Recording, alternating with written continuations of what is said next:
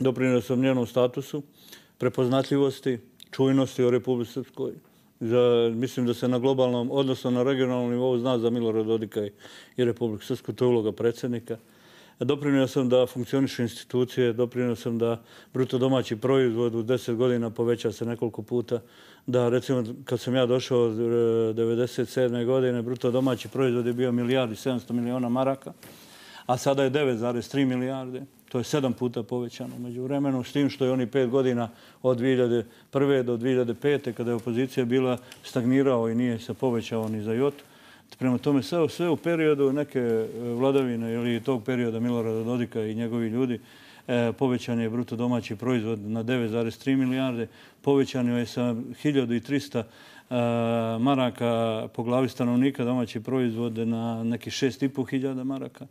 Što opet nije dovoljno, ali je povećanje. Prosječna plata kontinuitetu rasta, ona je sada 845 maraka u Republici Srpskoj i nije ništa izvan regiona, a cijene, maloprodajne cijene već stagniraju duže vrijeme, inflacija ima minus, preznak, mi smo češće u deflaciji nego inflaciji, tako da to govori o tome da postoji predstava o svemu tome. Naravno da plate bi trebali, i ja bih želio da one budu veće, ali naprosto ovo je realni ekonomski odraz Republike Srpske i u tom pogledu činimo da i smatrali smo da u vrijeme još 2008. godine kada je pukao balon nekretnina u Sjedinjenim Američkim Državama i svalio kompletnu ekonomsku krizu, prije svega na male i na nezaštićene ekonomije, jer je Amerika našla način da zaštiti svoju ekonomiju, štampanjem dolara bez pokrića.